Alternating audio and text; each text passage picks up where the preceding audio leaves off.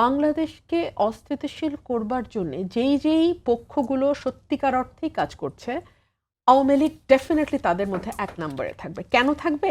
Because Awami লীগের জন্য এটা প্রমাণ করা এখন একটা চ্যালেঞ্জ যে তাদের চলে যাওয়ার পরে বাংলাদেশের অবস্থা অনেক বেশি খারাপ হয়েছে। তাদের জন্য এটা প্রমাণ করা, বিশ্বকে দেখানো একটা অনেক বড় চ্যালেঞ্জের বিষয় যে আওয়ামী লীগের সময় আইন শৃঙ্খলা পরিস্থিতি এরকম হয়নি। আওয়ামী লীগের সময় বড় কোনো অনুষ্ঠান আয়োজনকে সামনে রেখে এরকম ভাঙচুর, মারপিট, পুলিশের টিয়ার শেল নিক্ষেপ, সোয়াট বাহিনীকে ডিপ্লয় করা, আর্মি নিয়ে আসা, এগুলো কখনো হয় নাই, এখন হচ্ছে। সো এই যে বাংলাদেশ একটা ফেইল স্টেটের দিকে যাচ্ছে, বাংলাদেশের আইন শৃঙ্খলা বলতে কিছু নাই, বাংলাদেশে মবক্রেসি কায়েম হয়েছে, এটা তো এখন যদি সত্যিকার অর্থেই কেউ দেখানোর চেষ্টা করে সেটা আওয়ামী লীগ। এবং আপনি চিন্তা করে দেখেন, বাংলাদেশে আগামী বছর ফেব্রুয়ারিতে যদি নির্বাচন না হয়, সবচেয়ে বেশি লাভবান হবে আওয়ামী লীগ। আমি আপনাকে বলি কেন।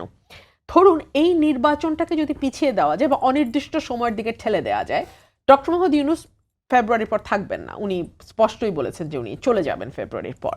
তাহলে থার্ড কোনো পক্ষ আসবে, তৃতীয় কোনো গ্রুপ আসবে, যেই গ্রুপটা আবার কত বছর থাকবে বা কিভাবে বাংলাদেশকে কোন পথে নিতে চাইবে, এটা কিন্তু আমরা এখনো জানি না। কিন্তু যতই সময় যাবে, এটুকু আমরা সবাই বুঝি, আওয়ামী লীগ কিন্তু সময় পাবে তার দল গোছানোর, তার ভোটার গোছানোর, তার নতুনভাবে আবার বাংলাদেশের রাজনীতিতে প্রাসঙ্গিক হওয়ার জন্য সময় পাবে। তো এই সময়টা তারা নিতে চাইবে, এটা খুব স্বাভাবিক। তো সেই কারণেই এই নির্বাচনকে ঘিরে, নির্বাচনকে সামনে রেখে অনেক রকম ঘটনা ঘটবার সাথে আওয়ামী লীগকে সন্দেহ করার মধ্যে খুব অবাক হবার মতন কোনো বিষয় নাই।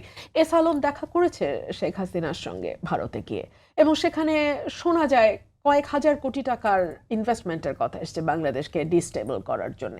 এবং বিভিন্ন সময় টাকা ইনভেস্টের ইতিহাস তো আওয়ামী লীগের আছে। আমরা তো শেখ হাসিনার নিজের কণ্ঠে শুনেছি, থোড়াসা হাদিয়া দে দো। তো এই যে কথাগুলো, এই কথাগুলো তো ওদের মধ্যে আছে এবং ওদের পলিটিক্যাল কালচারের মধ্যে এই বিষয়গুলো আছে। তো এটা খুব অবাক হবার কিছু নাই যে যদি এখানে সত্যি সত্যি সে আওয়ামী লীগের কোনো হাত থেকে থাকে।